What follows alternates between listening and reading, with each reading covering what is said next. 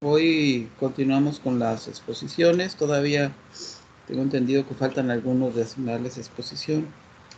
Eh, hoy vamos a hablar de Epicuro. Vamos, digo, porque todos hacemos la clase. Va a exponer Daniel. Y antes de la exposición, yo quisiera hacer algunos comentarios previos sobre, en función de los comentarios que hace en la introducción Carlos García Gual al texto de Epicuro, que es un texto magnífico, muy, muy interesante, eh, donde hay una interpretación a mi ver muy, muy adecuada, ¿no? de, de este gran helenista Carlos García Gual. Eh, yo quería destacar algunas cuestiones en principio donde creo que también coincidiría con los comentarios del propio Michel Onfray respecto a la aparente mala fama del epicureísmo, ¿no? García Gual señala en la introducción que existe una trivialización del pensamiento, un reduccionismo del pensamiento de Epicuro, cuando no una satanización de Epicuro y del epicureísmo, ¿no? Entendiendo que pues el filósofo funda una escuela filosófica que, como ya nos estarán diciendo, se caracteriza por un espíritu de apertura mucho mayor eh, a todas las formas en que las escuelas de filosofía se habían conformado, ¿no? No con esos, digamos que la perspectiva del jardín de Epicuro es una participación verdaderamente inclusiva, comunitaria, y podemos decir que la escuela no solamente como tal reúne a adeptos interesados a conocer los planteamientos de Epicuro, sino básicamente constituye un grupo de amigos, ¿no? Sabemos pues que la mala fama de Epicuro se debe sobre todo a sus intérpretes y sin duda alguna a las acusaciones luego muy, muy fundamentadas posteriormente por los intérpretes cristianos, ¿no? Del supuesto ateísmo de Epicuro, de su negación de la estructura política, una especie de anarquismo que podríamos encontrar allí. Eh, pero bueno, acusaciones que en un análisis bien fundamentado, pues se desmontan fácilmente.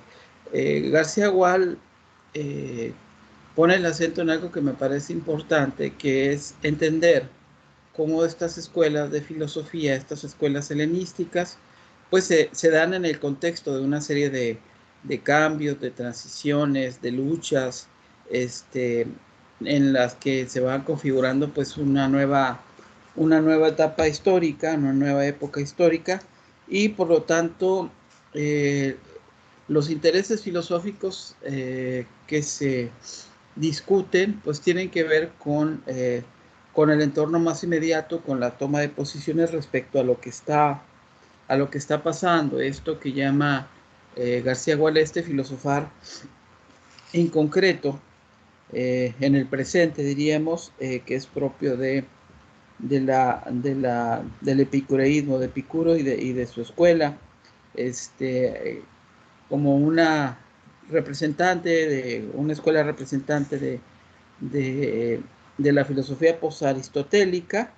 Dice García Gual, esta contempla críticamente el desconcierto de los grandes idearios heredados y ante esta crisis pretende construir un nuevo sistema donde la coherencia importa más que la originalidad. Y estos puntos me parecen importantes. Eh, Dentro de las críticas injustas y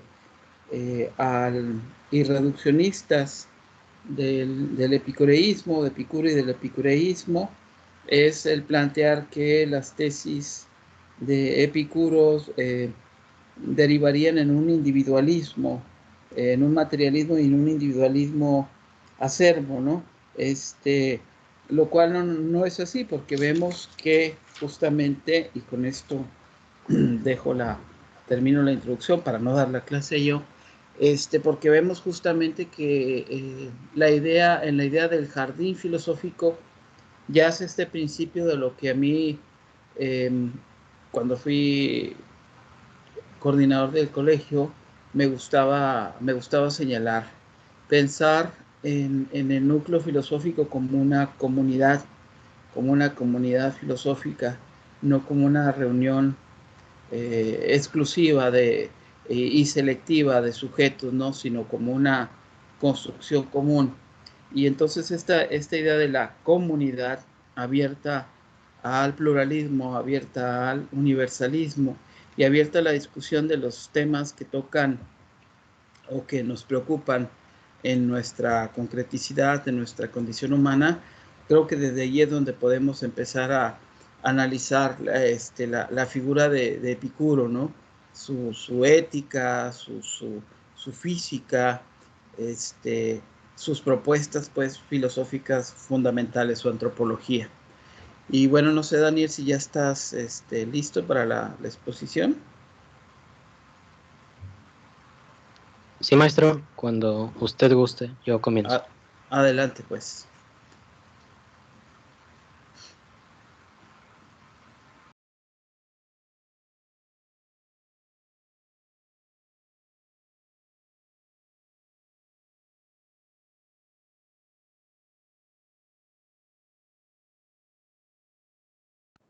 Muy bien. Buenas tardes. ¿Ya se puede ver la presentación? Sí, ahí se ve. Adelante, Daniel. Muchas gracias. De acuerdo. Voy a comenzar con el tema de Epicuro, su filosofía y el modo de vida en el jardín. Si alguna persona quiere participar a lo largo de la exposición, con gusto puede interrumpir sin ningún problema. Muy bien. Voy a comenzar hablando un poco acerca de la vida y del tiempo en que le toca nacer al filósofo que hoy vamos a tratar, puesto que me parece una de las cosas más cruciales antes de comenzar con el trato de sus ideas filosóficas. Epicuro tiene hasta cierto punto la gracia y la desgracia de nacer en una familia un tanto aristocrática, según nos proporcionan los datos de Diógenes Laercio.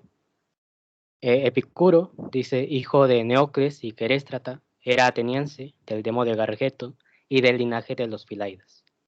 Muy curioso que señale nuestro doxógrafo esta característica de su linaje, puesto que si nos ponemos a investigar un poco, los Filaidas eran los descendientes de Fileo, el hijo del mítico Áyax, quien entregó a Atenas la ciudad de Salamina. Entonces, podemos considerar que Epicuro es una persona de una antigua familia aristocrática en la cúspide de Atenas. Aún con esto, se crió en Samos, donde los atenienses habían establecido una colonia. Y tenemos el registro de que regresó a Atenas, cumplidos los 18 años, cuando Genócrates enseñaba en la academia y Aristóteles estaba en Calces. ¿Por qué regresó? Porque en esos tiempos, y aún hoy se podría decir, a Epicuro le tocó cumplir con sus deberes militares o con lo que podríamos llamar su servicio militar.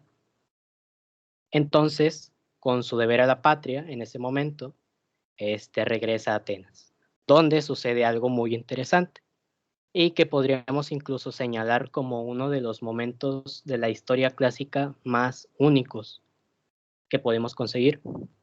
Epicuro vivió uno de los sucesos históricos más conmocionantes para Atenas y toda Grecia, como menciono, la muerte de Alejandro Magno y las guerras posteriores entre los diádocos. Como ya sabemos, Alejandro Magno, en su intento de conquistar el mundo conocido hasta ese entonces, muere en desgracia lejos de Macedonia, y los diádocos, o sea, los generales que tenían a cargo la jurisdicción de todas las tierras de Alejandro Magno, comienzan a tener conflictos para ver cómo se van a repartir dichas tierras.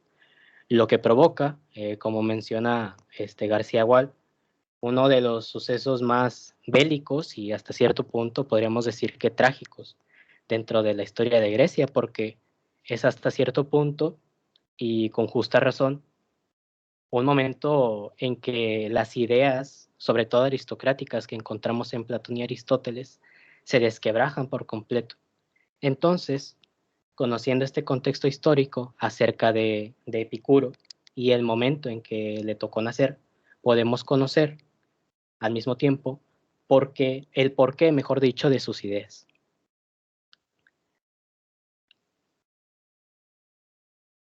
Como mencionábamos, y siguiendo la línea temporal de su vida, digamos entonces que Epicuro tiene la suerte o el infortunio de generarse a lo largo de su carrera intelectual demasiados enemigos, tanto desde el momento en que inaugura su jardín, que es como llama a su escuela filosófica, hasta llegado el medioevo, podríamos decir. Los primeros enemigos personales y también profesionales, podríamos decir, de Epicuro son sus propios discípulos que desertaron en algún momento. Por ejemplo, Timócrates, un discípulo, como mencionó de él, que era hermano de Metrodoro, después de haber abandonado su escuela, cuenta que Epicuro, bueno, aquí lo calumnia de una manera un tanto aberrante, y vamos a entender por qué habla de esta manera acerca de su persona. Dice, vomitaba 2 veces al día a causa de sus excesos, y refiere que a duras penas tuvo fuerza para liberarse de aquellas nocturnas sesiones filosóficas y aquella tertulia de iniciados. Y cuenta que Epicuro era un ignorante respecto a muchos temas de la teoría y muchos más aún respecto a los de la vida, y que su salud corporal era lamentable, de modo que durante muchos años no podía levantarse de su litera, y que gastaba una mina diaria en la comida, según escribe él mismo en su carta a Leontio y en la dirigida a los filósofos de Mitilene. Así pues, cabe destacar sobre todo la influencia filosófica que tuvo Epicuro, o mejor dicho, sobre todo la curiosa anécdota de por qué inició Epicuro en la filosofía. Se cuenta que inició en los estudios filosóficos a la edad de 14 años aproximadamente, y que antes de ingresar a lo que parece fue la Academia Platónica, ya muerto Platón, cabe destacar, se dice que estudiaba lo que hoy podríamos conocer como literatura, y que conversando con su maestro de letras, aquel no pudo definirle a lo que se refería Hesiodo cuando hablaba del caos. Entonces Epicuro, en su afán de saber y conocer, decide dejar la escuela de letras e ingresar a una de filosofía. Así que, como menciono, al principio acudió en su, en su viaje a Atenas a la escuela académica. Después decide retirarse y conoce a un tal Nausífanes, que enseñaba las teorías de Anaxágoras. Además, sabemos por los fragmentos de la obra epicuria que Epicuro estaba muy entrañado con las ideas de Demócrito, como digo, también de Anaxágoras y de Arquelao, maestro de Sócrates, si mal no me parece. Y que incluso podemos también encontrar una crítica, puesto que no es rechazo de las ideas platónicas y aristotélicas. Y ahora, regresando con el tema de los enemigos, encontramos que a lo largo de la historia de la filosofía, tanto la antigua como la medieval, Epicuro se ganó una enorme fama de ser un rebelde, por así decirlo. Incluso encontramos en la Divina Comedia un poema casi ya renacentista, una crítica al sistema de pensamiento epicúreo. Cito un pequeño pasaje de la Divina Comedia. Puede verse la gente que aquí yace, cada tapa se encuentra levantada y nadie guardia a los sepulcros hace. Y Virgilio dijo, cada tumba quedará cerrada cuando del Josafat del cuerpo yerto vuelva a buscar el alma abandonada. Y hacen aquí los que creyeron cierto, con Epicuro y todos sus secuaces, que el alma muere con el cuerpo muerto. El porqué de estas declaraciones tan sombrías y tan desgarradoras para la doctrina epicúrea las vamos a ver ahora, justamente acerca de cómo se vivía en el jardín, que era la escuela filosófica de Epicuro. En esa escuela, en el jardín, dice García Gual, se admitían personas de todas las clases sociales, incluso mujeres, tanto de vida libre cuanto de conducta honesta, y también esclavos, lo que resultaba un tanto escandaloso. También los 3 hermanos del fundador cofilosofaban con él. Los discípulos conviven en un ambiente afectuoso y fraternal, celebran comidas en común y festejan el día 20 de cada mes en conmemoración del natalicio de Epicuro. Cabe destacar también aquí el parteaguas, podría decirse, del pensamiento de Epicuro y de la manera en que trata a la sociedad. Podemos saber a lo largo del pasado histórico filosófico que no es ningún secreto. La mujer y sobre todo los esclavos tienen un cierto obstáculo para sobresalir en las sociedades aristocráticas. Bueno, no un cierto, un enorme rechazo. Entonces es Epicuro quien decide hasta cierto punto romper con este esquema y es por esto que hasta cierto punto puede entenderse, más no justificarse, el hecho de que se haya ganado una tan repudiosa fama.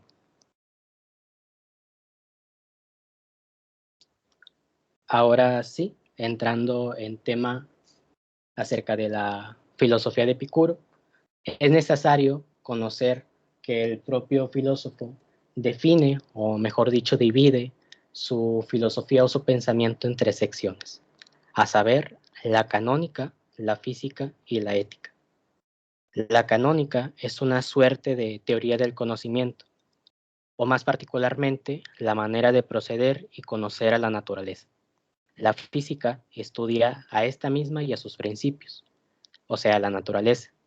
La ética, muy cercana a las 2 anteriores, estudia el modo de vida y los fines morales por medio de la elección y el rechazo respecto al placer y al olor sensible. Aquí podemos un tanto hacernos a la idea de lo que vamos a encontrar en los fragmentos o en unas pocas obras que conocemos del filósofo. El pensamiento de Epicuro está recogido en buena parte, como ya había mencionado, por el doxógrafo Diógenes Laercio en su Vida de los filósofos ilustres, donde dedica el último libro de su obra a Epicuro. Allí, además de su biografía, que estuvimos repasando muy por encima, se encuentran 3 epístolas.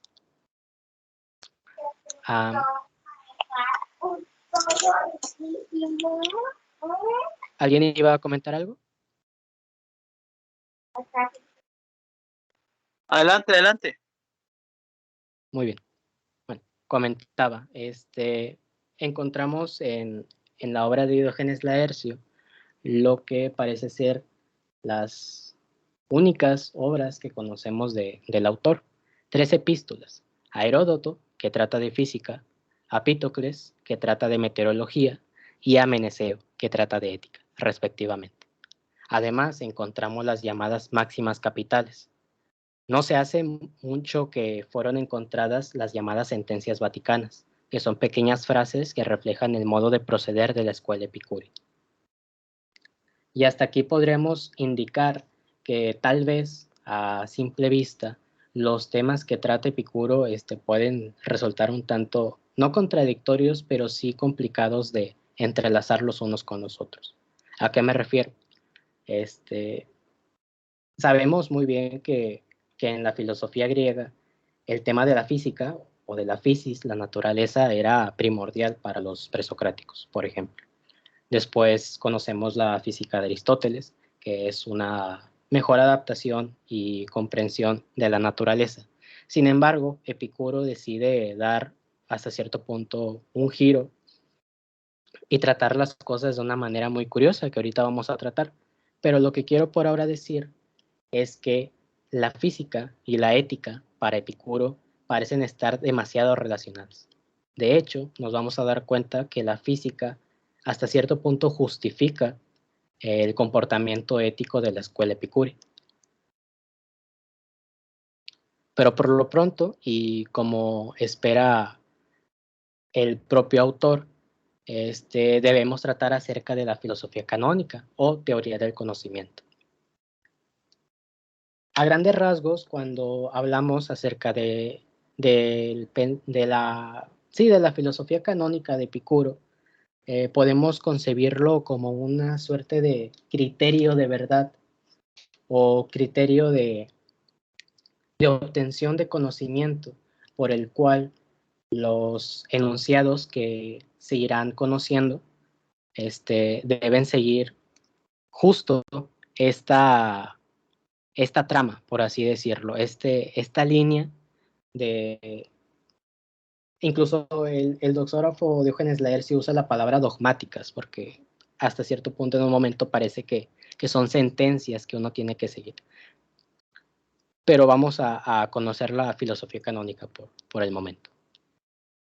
Epicuro hace un especial énfasis en las sensaciones.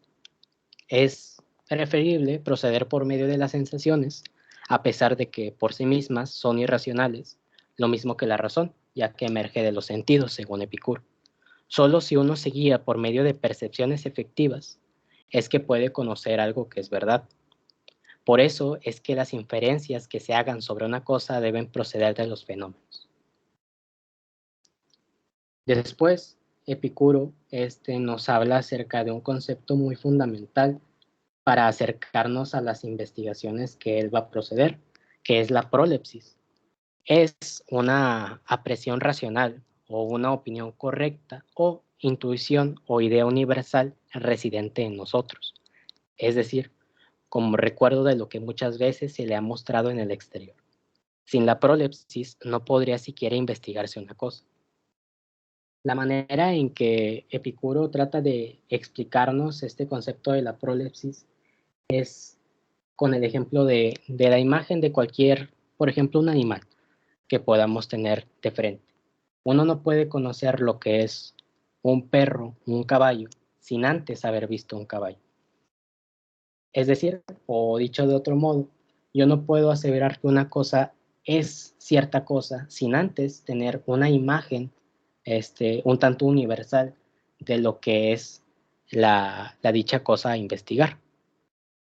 Sobre la opinión, nos dice, la opinión la califican de suposición, o sea, la califican los epicúreos, y la consideran verdadera y falsa. Si es confirmada por otros testimonios y no resulta contradictoria por ninguno, es verdadera. Pero si no es confirmada por testimonios y es contradicha, resulta falsa.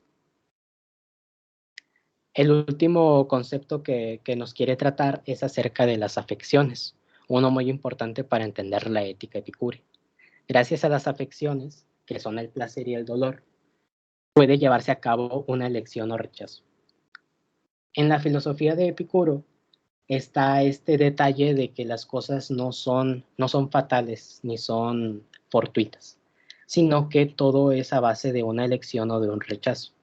Uno, por medio del conocimiento que va adquiriendo o de las virtudes que va adquiriendo, puede elegir o puede rechazar una cosa o un fenómeno de la vida diaria por medio del placer y el dolor.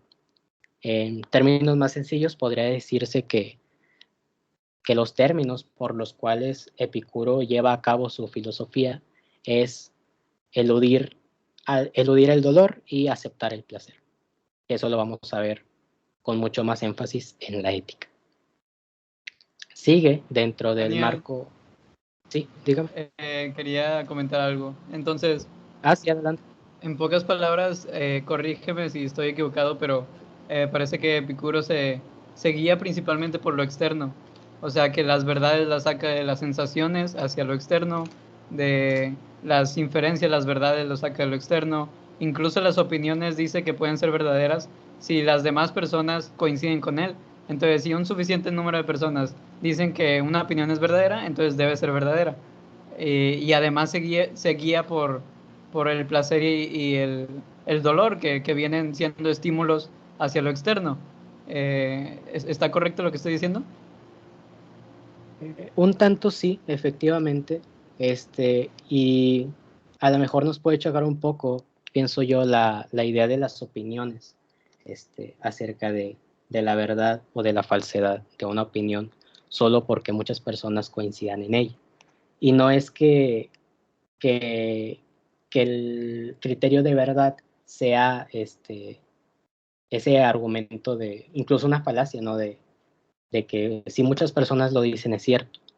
Si muchas personas lo dicen, según Epicuro, es porque las percepciones que existen en estas personas llegan a la misma conclusión. Algo así podría decirse.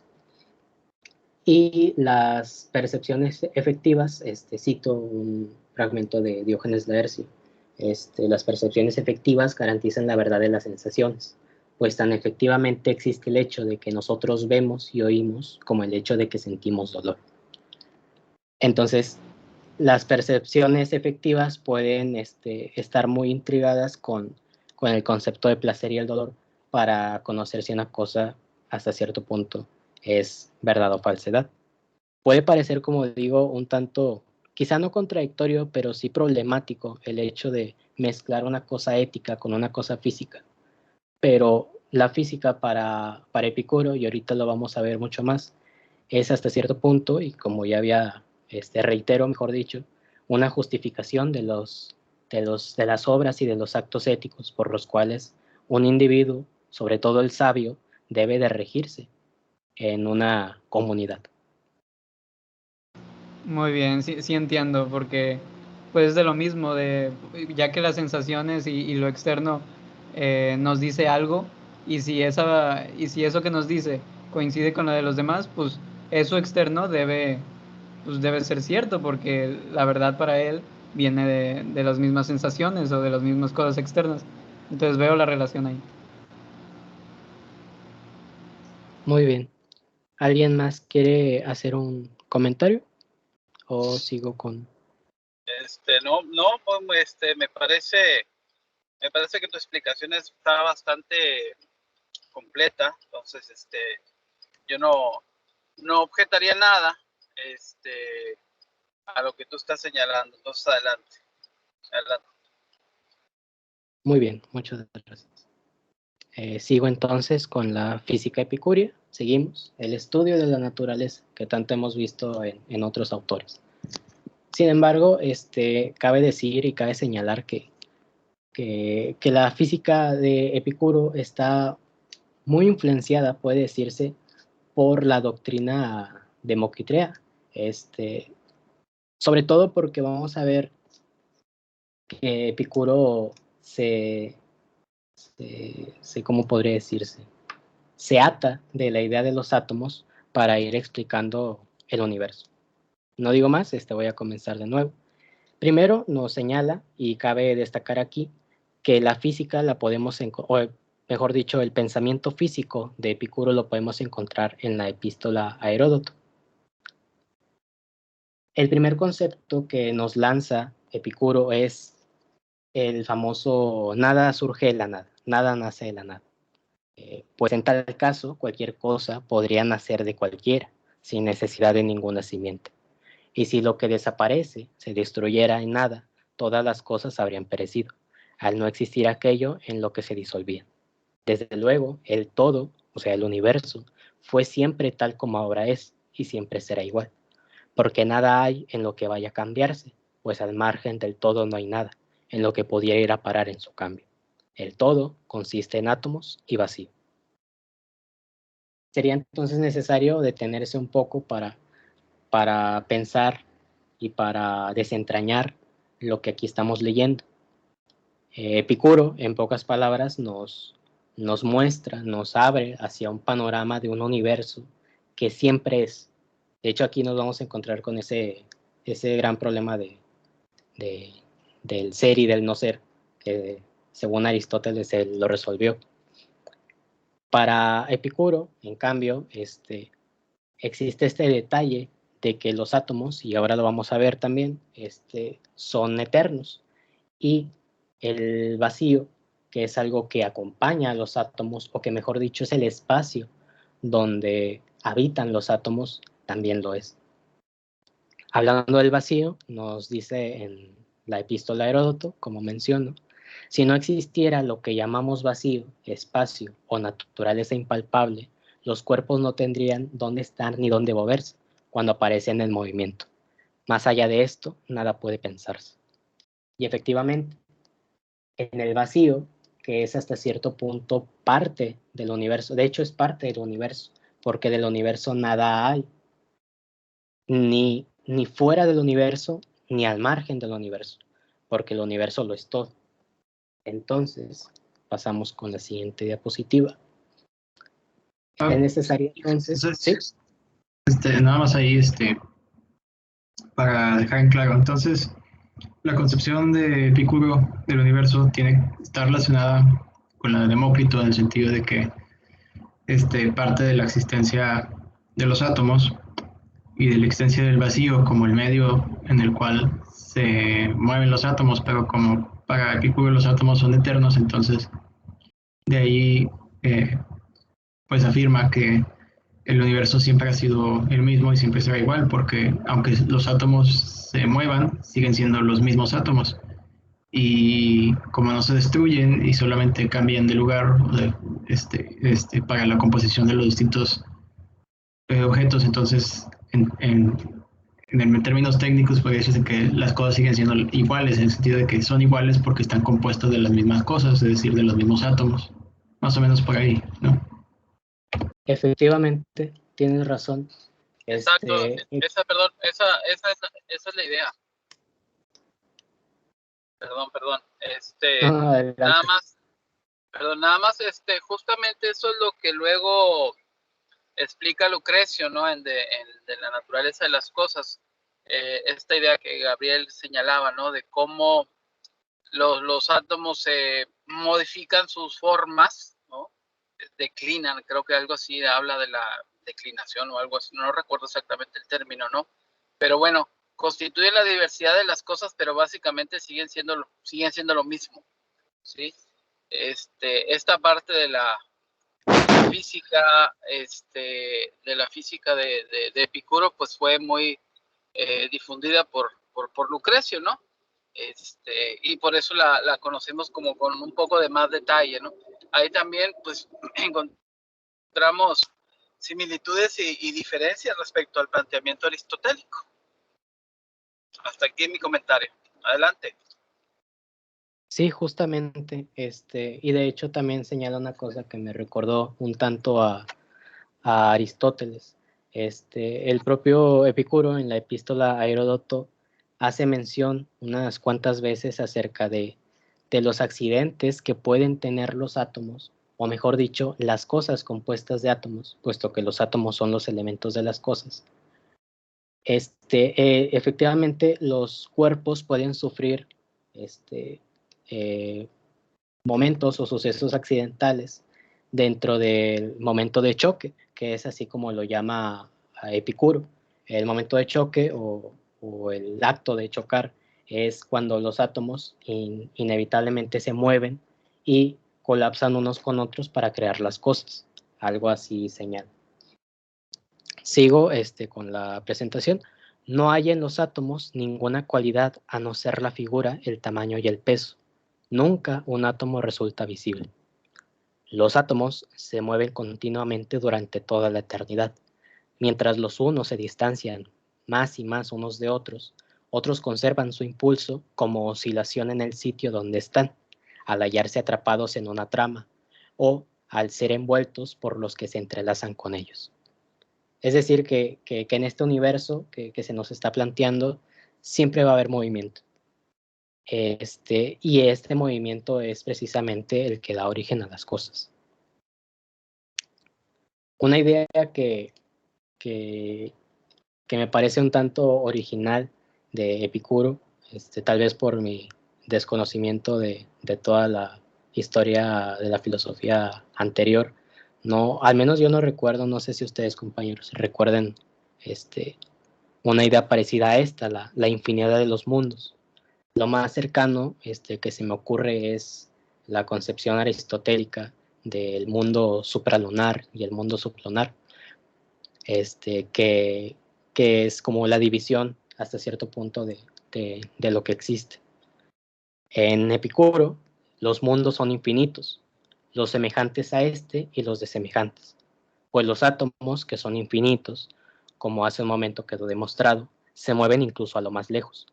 Es que los átomos estos, de los que puede surgir o componerse un mundo, no se agotan en uno ni en varios mundos limitados, ni en lo que se asemeja al nuestro ni en los desemejantes, de modo que no hay nada que sea un impedimento a la infinidad de los mundos.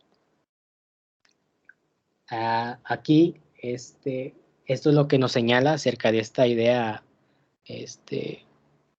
que efectivamente no es un impedimento a la infinidad de los mundos, puesto que el todo, el universo, es infinito, y en este infinito necesariamente hay una incalculable, creo que es la palabra que usa, concepción de mundos posibles. Entonces, es perfectamente probable y posible que en el universo de Epicuro puedan suceder una infinidad de mundos.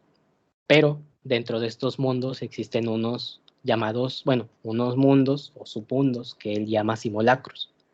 Existen imágenes, señala, de forma idéntica a los cuerpos sólidos, pero que se distinguen mucho por su sutilidad de los aparentes, porque los objetos son capaces de producir en su espacio envolvente emanaciones y figuraciones de tal clase que reproduzcan sus cavidades y sus superficies, y efluvios que conservan exactamente la disposición y la secuencia inmediata que ofrecen en sus volúmenes sólidos.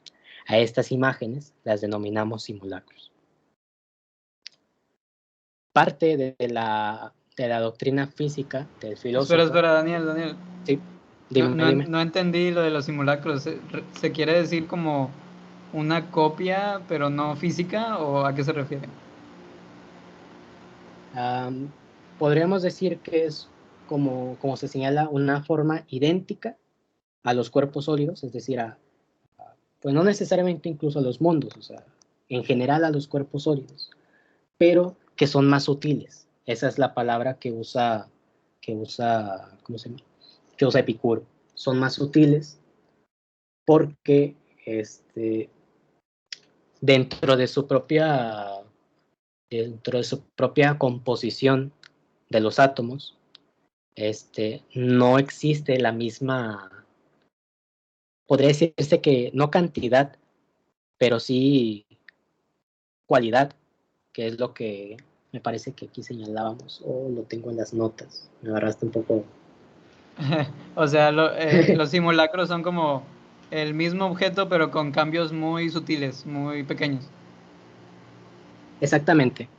Quizá hasta cierto punto es Epicuro señala esta idea de los simulacros para no verse en el otro problema de que existan cosas que son enteramente semejantes.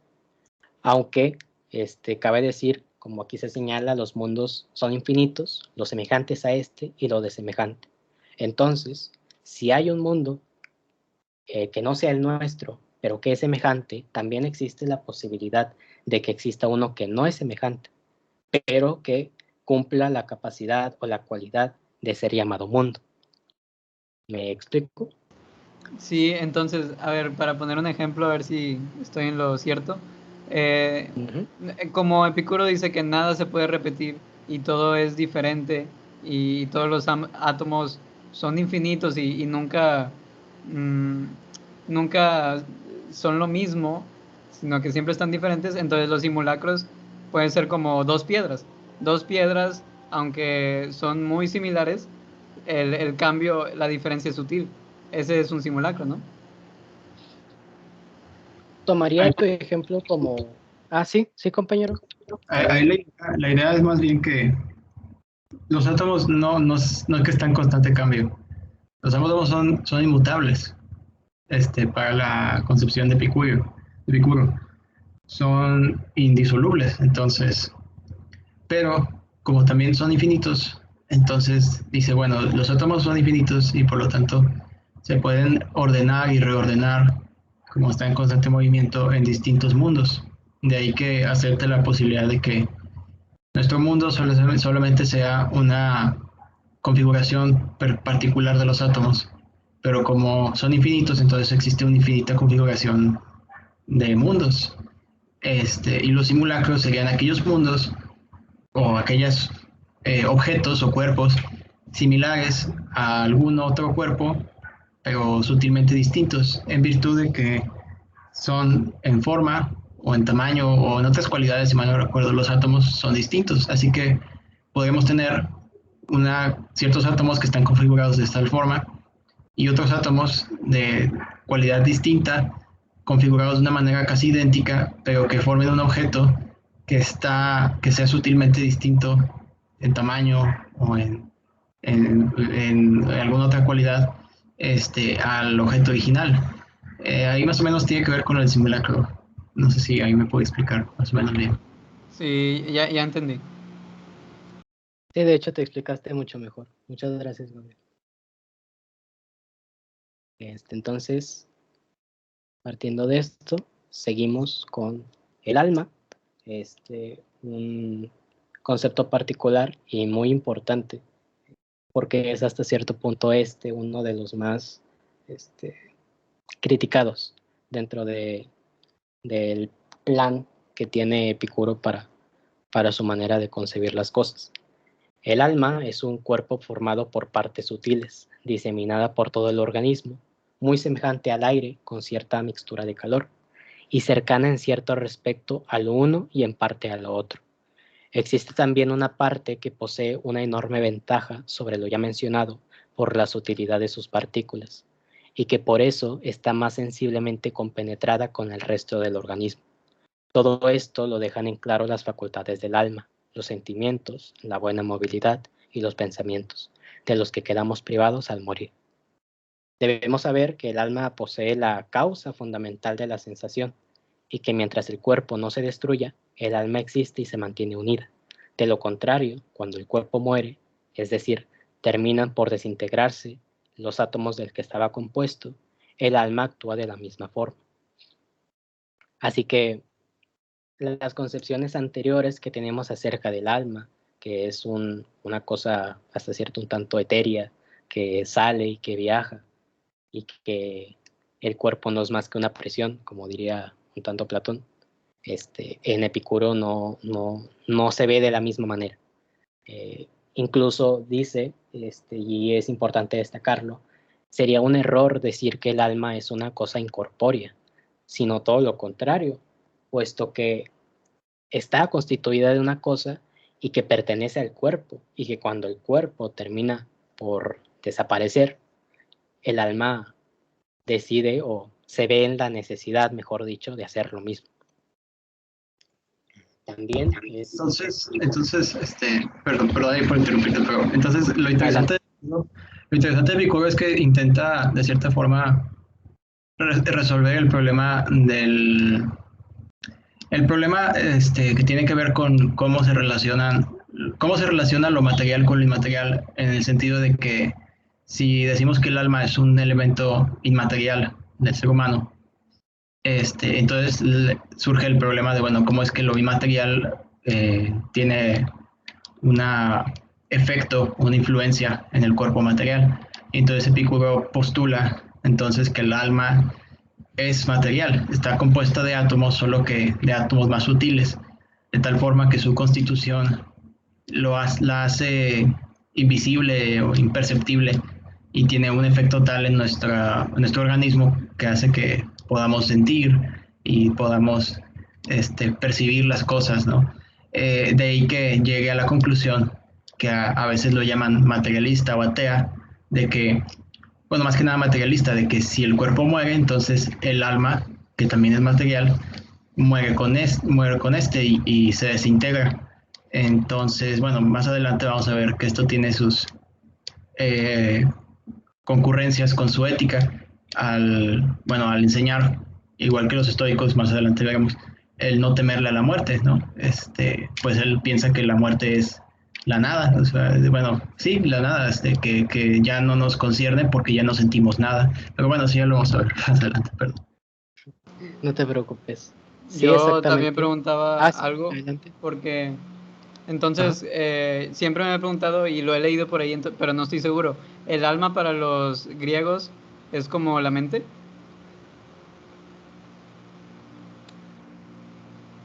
Pues no sé si sería del todo acertado generalizar sobre dicha cuestión, porque pues se ha manejado de una manera muy distinta. Por ejemplo, en Platón y Aristóteles no es la misma forma en la que se trata y la verdad, en este caso no te sabría responder a ciencia cierta si puede aseverarse que el alma sea la mente. Cierto, cierto. Es que como, Sí. sí, todos tienen diferente. Y aquí con Epicuro, como dice, los sentimientos, los pensamientos, todo eso que nos hace, pues, sentir el mundo, pues yo lo puedo conectar con la mente, con nuestra capacidad de reflexionar y todo eso. Pero veo la diferencia, sí. Bueno, pero la diferencia aquí en Epicuro no es tanto que, bueno, o sea, Epicuro se centra más en la cuestión de las sensaciones, ¿no? Y de las afecciones, de lo que podemos sentir y percibir, y que a partir de ello podemos tener juicios y deseos. Pero es distinto a la cuestión de cómo lo trabajan Platón y Aristóteles, porque, claro, cada uno habla sobre las distintas partes del alma. Que si Aristóteles habla del alma vegetativa, del alma racional o otras partes, pues es una cuestión aparte. Pero tanto Platón como Aristóteles, si mal no recuerdo, ambos parten de que el alma es una elemento inmaterial y que está en cada ser humano. O más aún, pues recordemos, por ejemplo, que este, asumen que existe, pero no le dan materialidad. El propio Platón, por ejemplo, en su teoría de la reminiscencia, que conocemos las ideas a través de la facultad intelectiva de nuestra alma y demás, ¿no? Pero es una cuestión de que sí existe, así como para Platón existen las ideas, pero no tienen la misma, no está hecho del mismo, como diría luego Aristóteles, del mismo material, digamos, físico, corruptible, imperfecto. Entonces ahí podemos ver esta distinción, ¿no? De que para Epicuro es mucho más práctico y mucho más realista, en el sentido de partir de lo que es más próximo a nuestras sensaciones más simples, básicas o fundamentales de nuestra vida cotidiana y luego tratar de explicar otros conceptos, como en este caso el alma, a partir de esta teoría física, bueno, su interpretación de la teoría atomista de Demócrito y de Leucipo también, pero otras cosas, y darle su materialidad al alma, solo que de una manera distinta. Y es importante este asunto, ¿no? El recordar que con la muerte del alma, digo, con la muerte del cuerpo sobreviene la muerte del alma, pues, y que no existe algo así como un reino inmaterial al que el alma va después del cuerpo, o un estado de sensación o de cognición eh, después de la muerte. Eso es importante, ¿no? Si me lo recuerdo. Ciertamente, y sobre todo tiene que tenerse en cuenta que, como tú dices, el tema del alma o la concepción anímica que existe en Epicuro es, o más bien se desarrolla gracias a lo que estamos hablando de los átomos, porque, por decir, cito un fragmento de Diógenes Laercio, el alma, mediante la facultad adquirida por sí misma a través del movimiento, adquiere esa facultad de sentir y al punto le cede al organismo de acuerdo con su convivencia y compenetración con él. O sea que la facultad que tiene el alma, esa facultad que la distingue de toda otra cosa que parte del cuerpo, es la sensibilidad, que por eso mismo, como tú mencionas y como efectivamente veremos más adelante, cuando el alma se va o cuando el cuerpo se despide, por decirlo de una manera, y con él el alma también. Es por eso que no debe importar la muerte por el simple hecho de que ya no hay sensación, porque lo que daba la sensación al cuerpo era el alma. Muy bien. Terminamos con la teoría física únicamente señalando un pequeño fragmento que Epicuro menciona acerca del tiempo.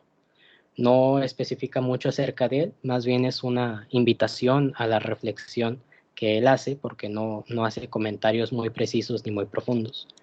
El tiempo, dice, no necesita una demostración, sino una reflexión de que lo enlazamos con los días y las noches, e igualmente con los sentimientos y con la ausencia de estos, y con los movimientos y estados de reposo como un cierto accidente peculiar, meditando de nuevo acerca de eso mismo por lo que denominamos tiempo. Ahora sí, comenzamos con la ética, o de cómo debe vivirse. Y para hacer aún más fuerte el comentario que estuvimos señalando acerca de que la física tiene que ver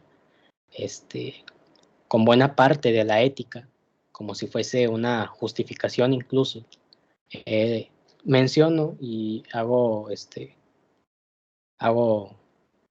mención de un pequeño verso que está en la Antología Palatina, que se dedica del poeta Ateneo a la doctrina epicúrea, que dice: penáis, humanos, por lo de poca monta, y por una ganancia que no os colma, emprendéis rencillas y batallas. Pero breve es el límite que la naturaleza asigna a la riqueza, mientras que los vanos juicios le dan un camino sin fin. Tal mensaje escuchó el sagaz hijo de Neocles, o bien de las musas o de los sagrados trípodes de Piro. Porque esto tiene que ver con la física y con la ética. Bueno, quiere decirse que el acostumbrado modo de vida de los individuos en una sociedad, y sobre todo la sociedad de Epicuro, eleva erradamente las cosas que son innecesarias. De hecho, eso mismo es lo que le provoca en el alma, en este caso, la pena de los ciudadanos, o la pena de estos humanos que emprenden disputas y demás problemas que naturalmente no son necesarios. Y es que aquí está el detalle: naturalmente no son necesarios. Ciertamente, para Epicuro, los placeres no naturales, que vamos a ver más adelante, y los no necesarios provocan dolor, y evidentemente van en contra de la naturaleza. Si uno sigue los placeres naturales y aprende a diferenciarlos por medio de la física y a administrarlos por medio de la ética, puede vivir sin sufrimiento. Comenzamos con la lectura de la epístola a Meneceo, que es la que más dispone de sentencias éticas. Primeramente nos abre acerca de la figura del filósofo. ¿Quién es el filósofo? ¿Cómo debe iniciar en este camino que es la filosofía? La filosofía es la cura del alma, y no importa qué tan viejo o tan joven sea para filosofar. Es por medio de la meditación que el iniciado puede contemplar a la divinidad. Son los dioses, inmortales y felices, la más bella representación del final de la vida. Los dioses, en efecto, cito, existen, porque el conocimiento que de ellos tenemos es evidente, pero no son como los cree el vulgo, pues no los mantiene tal cual los intuye. Y no es impío el que niega a los dioses del vulgo, sino quien atribuye a los dioses las opiniones vulgares. Y es esto de lo más interesante, porque podríamos pensar, y como mencionábamos hace rato, con el materialismo y hasta cierto punto un ateísmo, pues aquí nos demostramos que para nada Epicuro ¿cómo se me fue la palabra? Disculpen. Para nada se aparta de la... Sí, dime, disculpe. Diciente o no diciente de la creencia en los dioses. Exactamente, o sea, no discrepa, no se aparta de la idea en que puedan existir las divinidades. El detalle está, como dice Epicuro, que la manera en que se han interpretado, o dicho de otro modo, la manera en que se ha conocido a la divinidad no es la correcta, sino que Lo único que puede saberse acerca de los dioses es que son, una, inmortales y segunda, felices. Por eso es tan importante la concepción que tiene Epicuro acerca de la divinidad, porque vamos a ver que para Epicuro el dios o los dioses o lo divino, dejémoslo así, es hasta cierto punto una imagen que el filósofo tiene que aspirar para conseguir su felicidad. Y cuando alcanza esa contemplación que se consigue por medio del meditar, se puede llamar sabio. Ya veo. Sí, como Epicuro creía, o tenía esta intuición más bien, que lo divino era lo perfecto, lo más grande y lo eterno. Y no como se pensaba o como se solía decir en los mitos, que los dioses tenían como características humanas. Me inclino a pensar que Epicuro pensaba que era algo más allá de eso, que lo divino no le podemos poner características limitadas porque es algo infinito y algo mucho más grande de lo que nos podemos imaginar. Por eso habla de cierta trascendencia de los dioses, ¿no? Y cómo llegar al conocimiento de lo divino exige, como está explicando Daniel, alejarse de ahora sí, de lo que Platón diría la doxa, ¿no? Es decir, en esta idea del rechazo a una tradición a la que ya había reaccionado el propio Platón, ¿no? De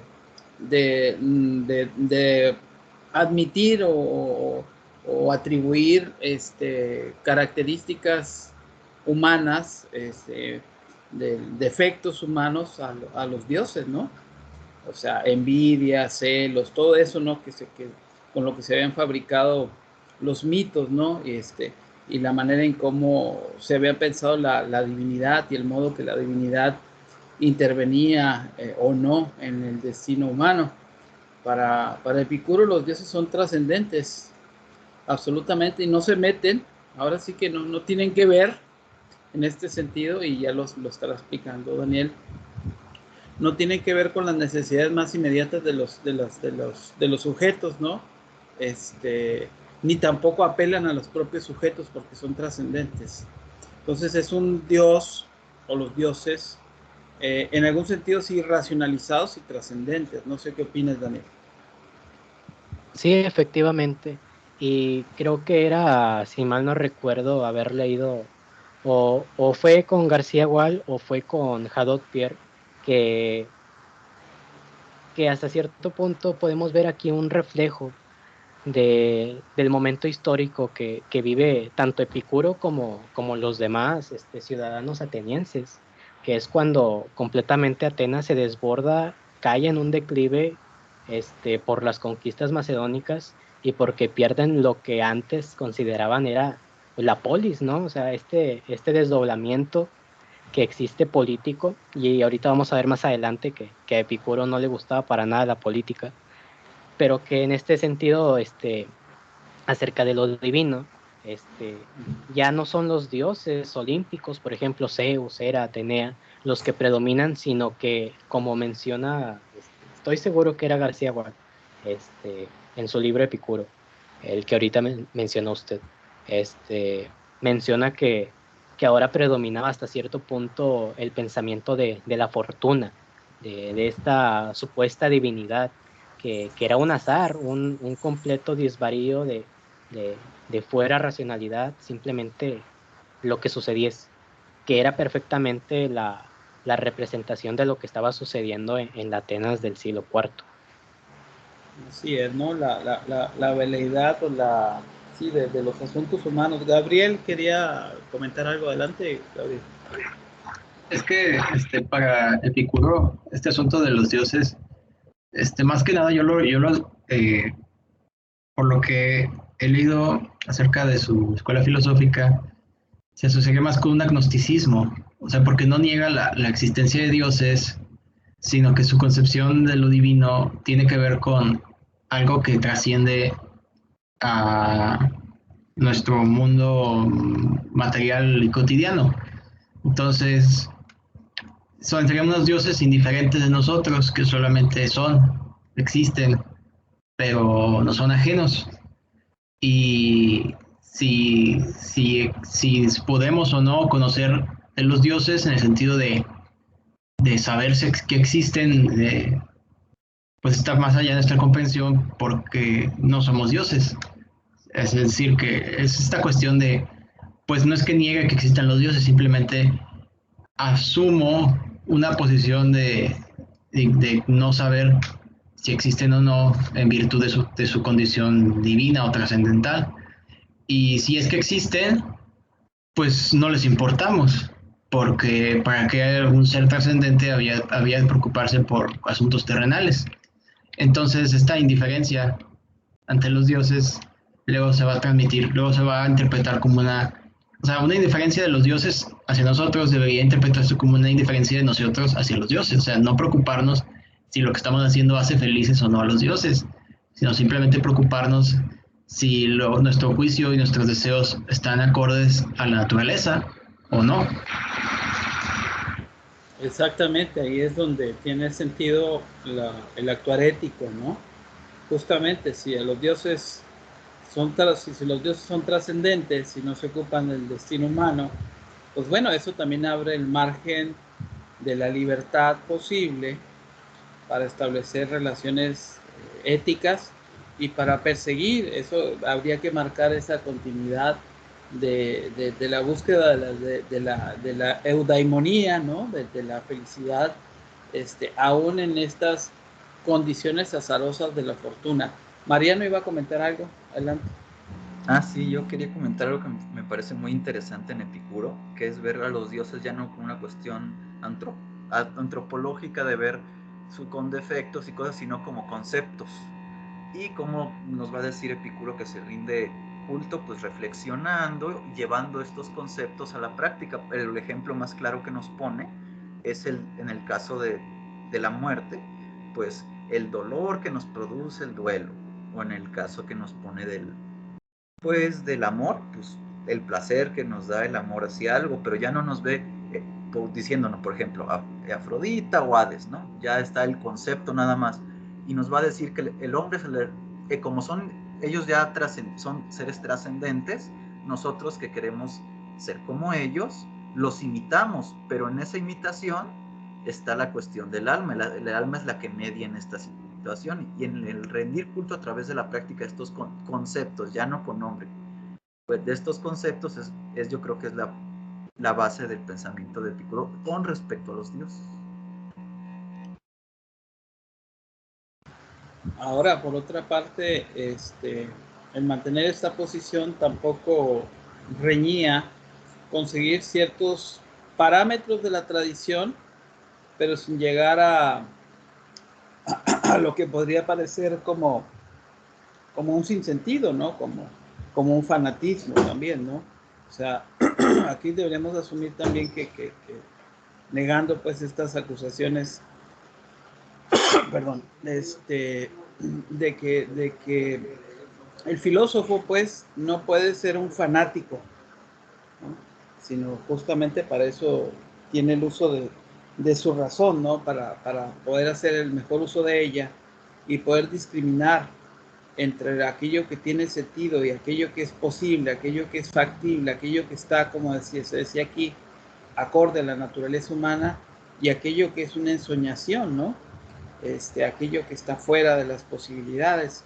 A mí, de cierto modo, las palabras de Epicuro me resuenan un poco las palabras de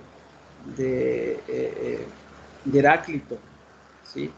Tanto en su crítica a la tradición, entendida en este sentido fanático, y a esos dioses humanizados, ¿no?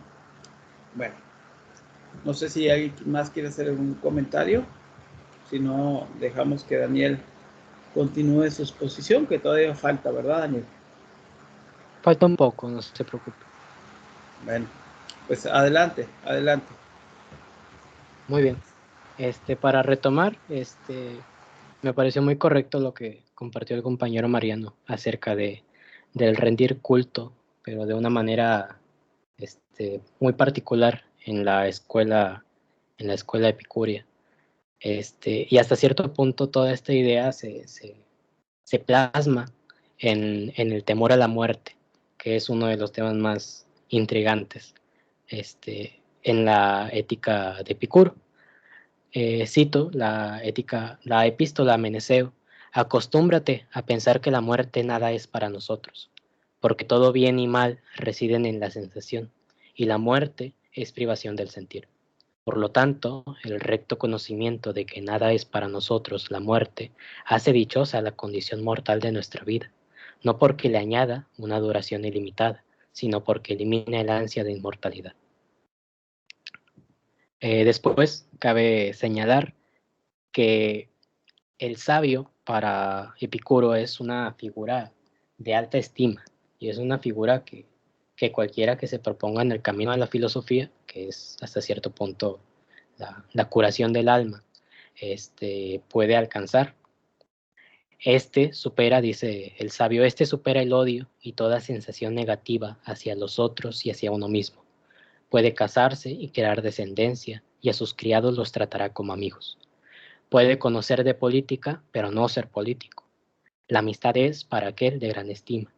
De la felicidad dice lo siguiente: la más alta, que es la que rodea la divinidad, no conoce alternancias, y la otra, que varía con la adquisición y pérdida de placeres.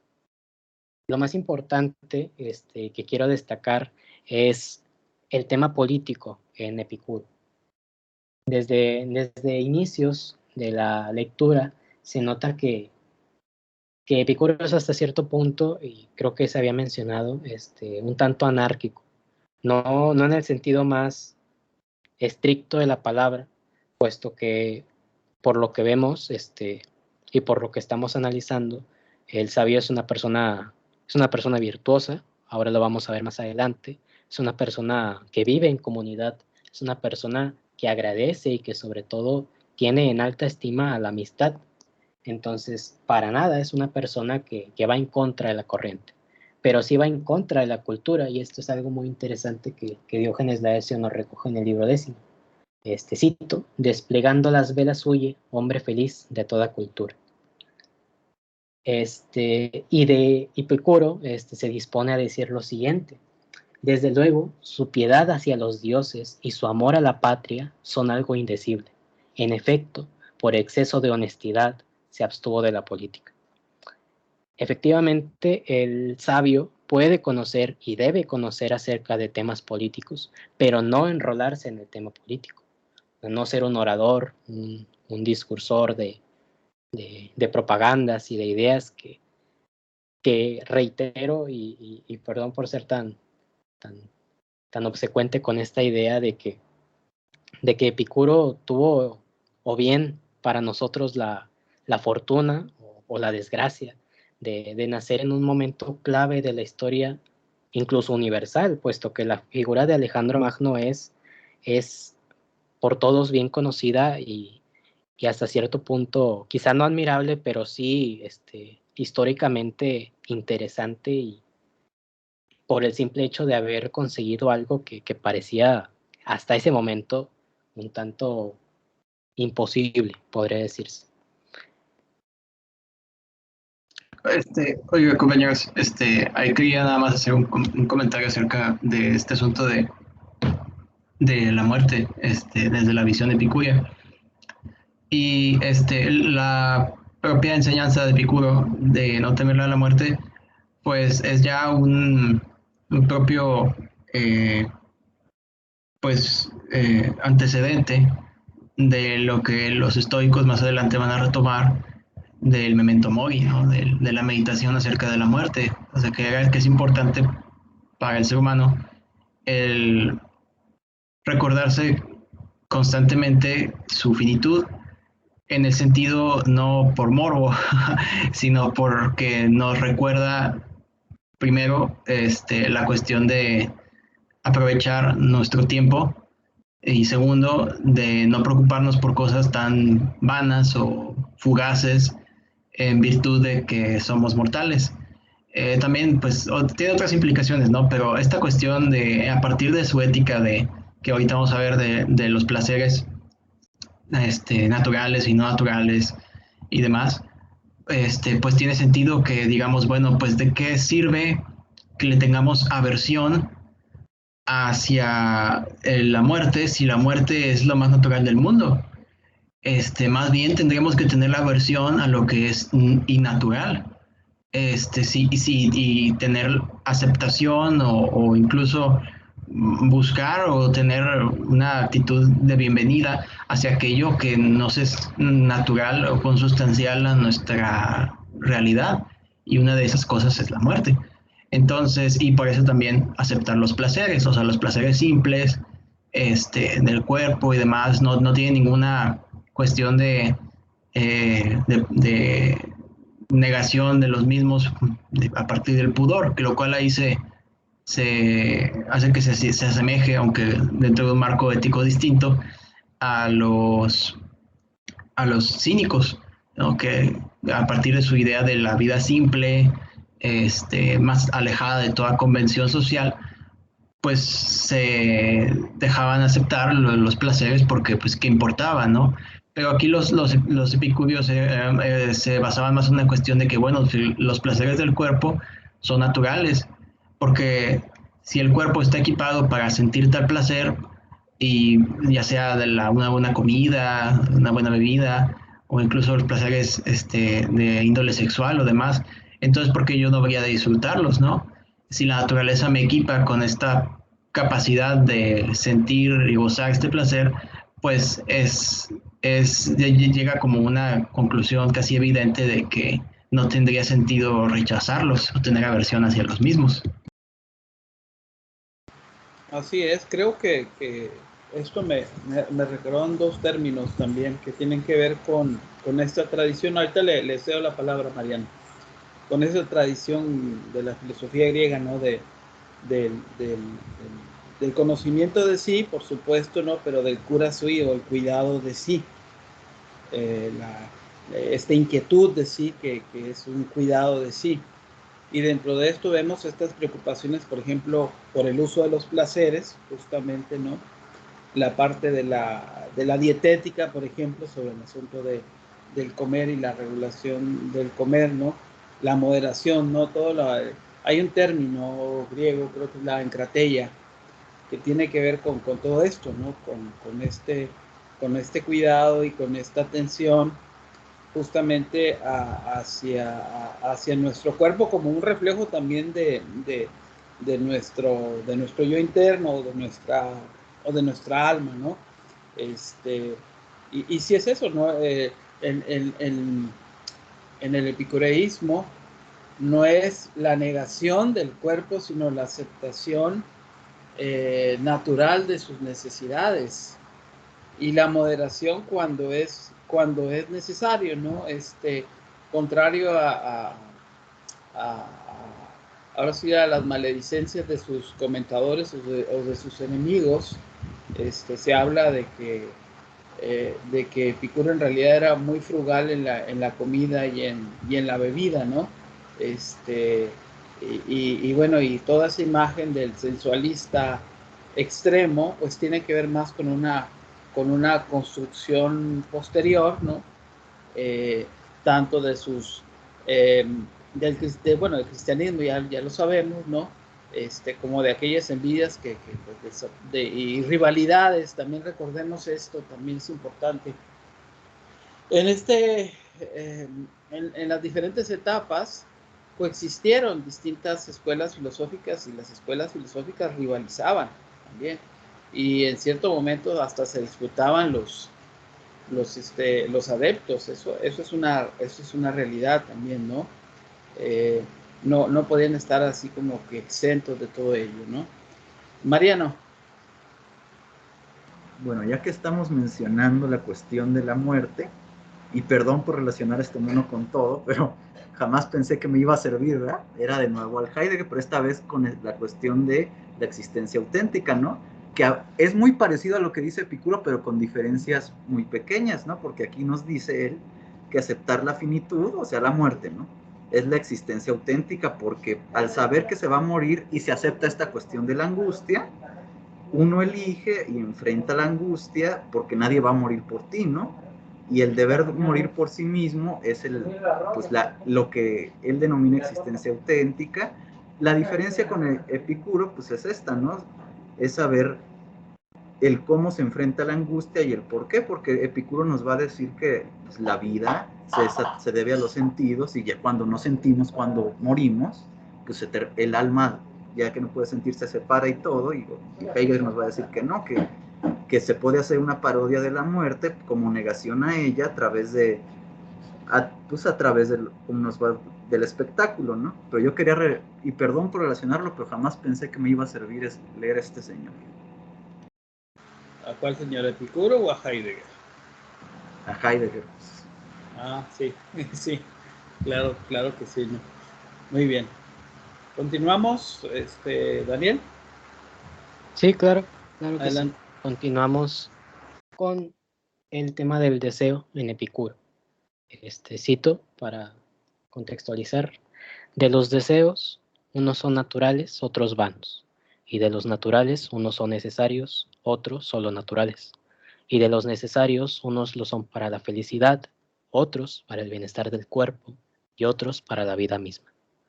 Un conocimiento firme de estos deseos sabe, en efecto, referir cualquier elección o rechazo a la salud del cuerpo y a la serenidad del alma, porque eso es la conclusión del vivir feliz.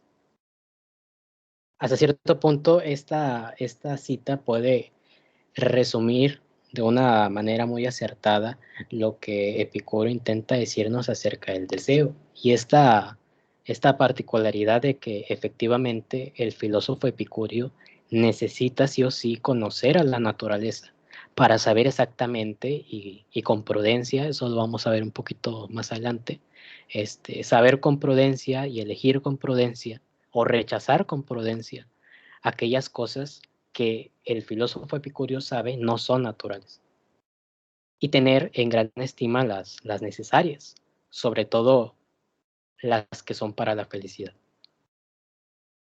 Dentro del deseo, como habíamos mencionado, el placer, una afección importante como criterio de verdad para conocer las cosas, el placer es algo indispensable para la doctrina que estamos tomando y creo que hasta cierto punto ya se ha hecho del todo evidente. Porque tenemos necesidad del placer, dice Epicuro, en el momento en que, por no estar presente el placer, sentimos dolor. Pero cuando no sentimos dolor, ya no tenemos necesidad del placer. Precisamente, por eso decimos que el placer es principio y fin del vivir feliz.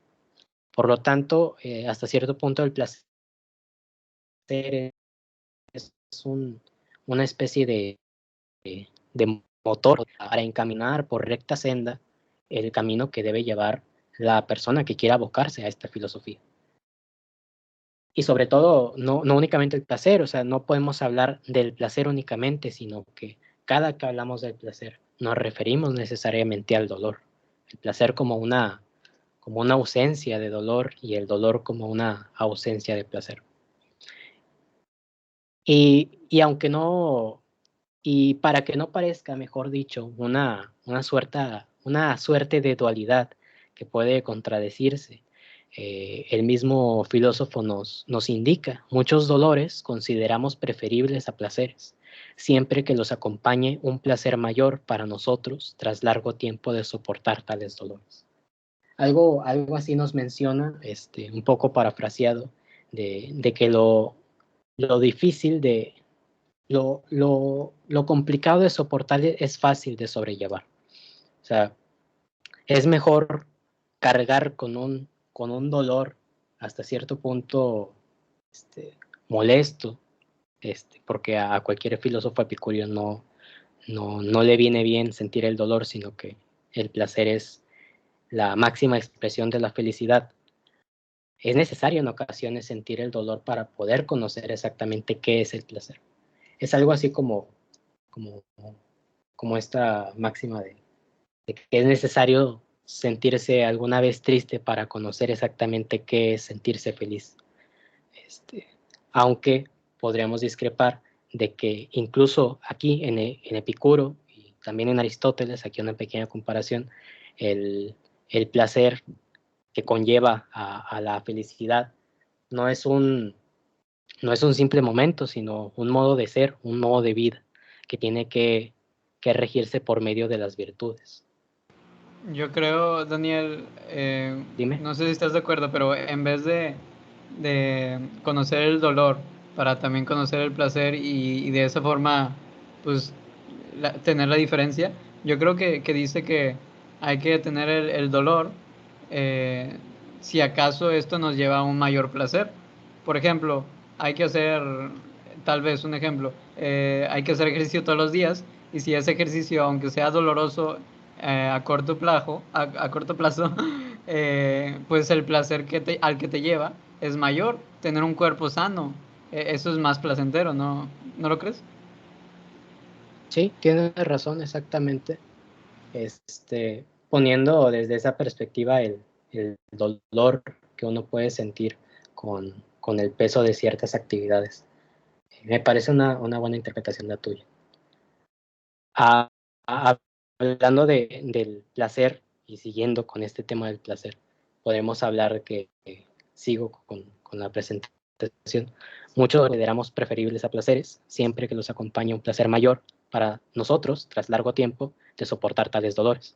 Por tanto, cuando decimos que el placer es el objetivo final, no nos referimos a los placeres de los viciosos o a los que residen en la disipación, como creen algunos que ignoran o que están de acuerdo o interpretan mal nuestra doctrina, sino al no sufrir dolor en el cuerpo ni estar perturbados en el alma. El detalle también es no solo importa lo que siente el cuerpo, sino lo que siente también el alma, puesto que el alma es posible curarla mediante el ejercicio filosófico y el cuerpo mediante lo que Epicuro considera el buen comer, el buen estar, el buen vivir.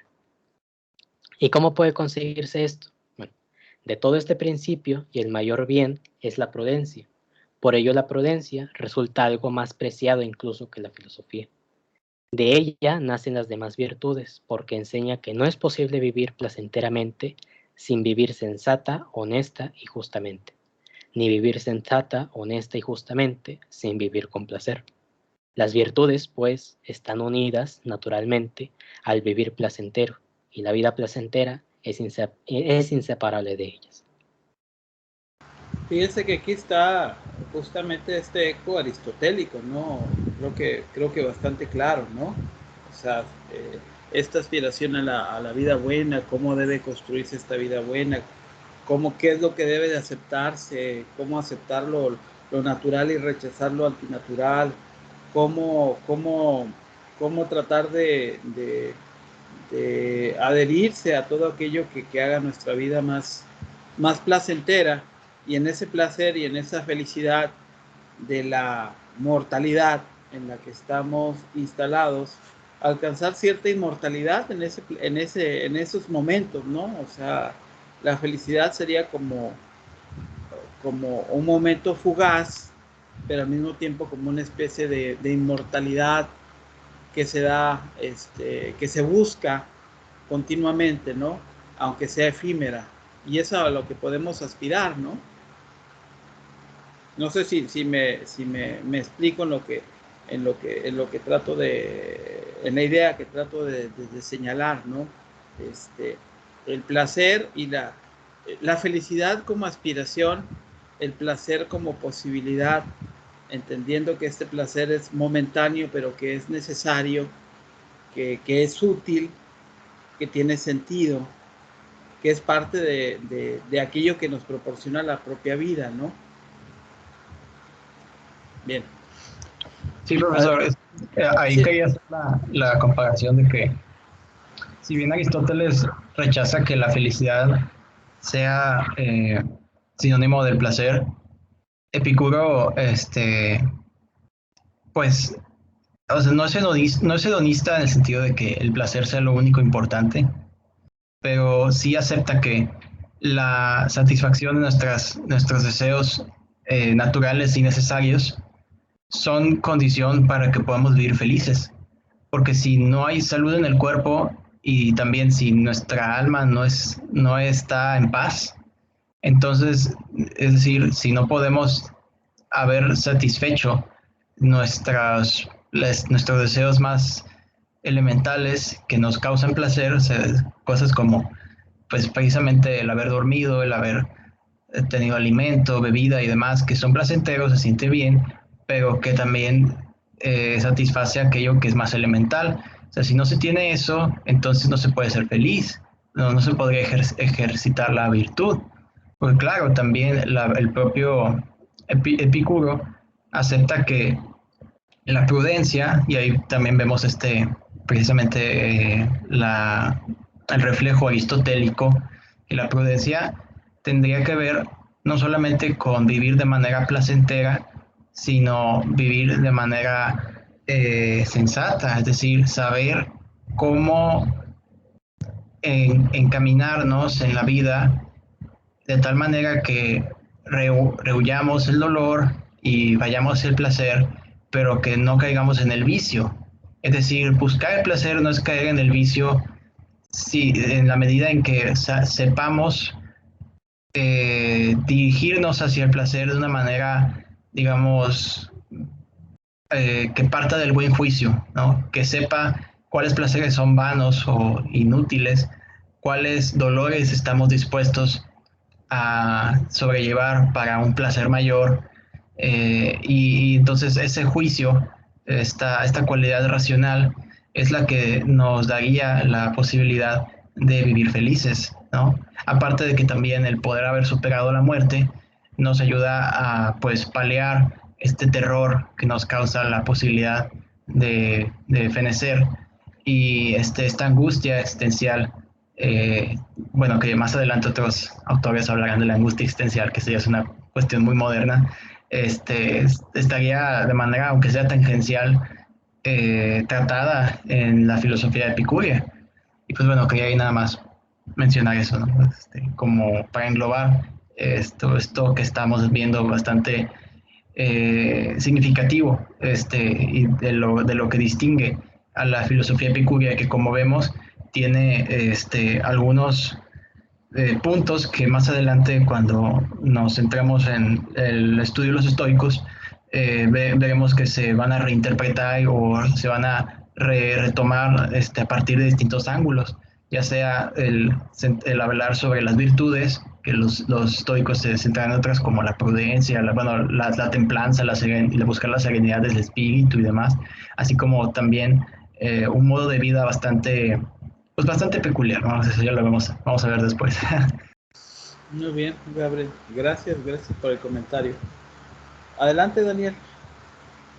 Muy bien, me gustaría terminar con esta pequeña pero engrandecida frase acerca de como que sirve hasta cierto punto como una conclusión de todo este tema. En nada se asemeja a un mortal el hombre que vive entre bienes inmortales.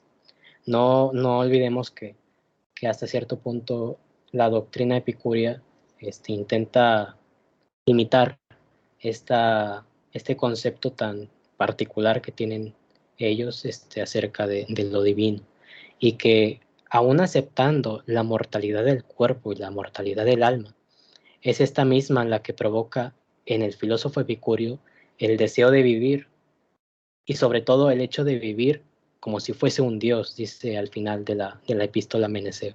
El hecho de que el hombre pueda vivir como una cosa divina. Creo que eso sería todo por mi parte. Aquí la bibliografía utilizada y sería todo. Muy bien, muchísimas gracias, Daniel Alejandro. Muy interesante tu exposición y realmente pues se visualizaron todos los aspectos que se requerían. Ya tenemos un panorama más amplio de Epicuro y de la importancia de la filosofía epicurea, ¿no? Y esto que yo siempre encuentro cuando regreso a la filosofía clásica, que es esta modernidad, por así decirlo, de lo clásico, ¿no? O sea, cuando uno va al estudio de lo clásico, al encuentro con lo clásico, en realidad se instala en la actualidad, ¿no? aunque median más de 2000 años, siempre la reflexión de los clásicos es actual, ¿no? En ese sentido. Y aparte, no solamente es actual, sino es útil también, ¿no? Es útil, ¿no? Y amén del lenguaje que encontramos, ¿no? En la lectura de los clásicos, ¿no? De las obras filosóficas clásicas. Vamos viendo también en este camino de exposiciones que hay puentes, ¿no? Hay puentes entre las distintas tradiciones, entre las distintas escuelas, ¿no? Hay cambios, también hay rupturas, pero también existen continuidades, ¿no? Y ahí está, como decíamos aquí, presente la sombra de Aristóteles, ¿no? Aunque también una diversificación también de la mirada aristotélica que correspondía pues ya a otro tiempo donde empezaban las transformaciones de las que se ha dado, que se han contextualizado aquí, ¿no? No sé si alguien más tiene alguna pregunta, algún comentario que hacer. Compañeras, compañeros, algo quieran comentar. Si no, para cerrar la sesión, voy a dejar de grabar porque quiero... ¡Ay! Descartar. ¿No? ¿Cómo que descartar? Ay, Dios. Así que ya la regué aquí. Espero que no. ¿Qué les iba a decir? Preguntarles más bien. Es detener grabación. Ya. Detener grabación.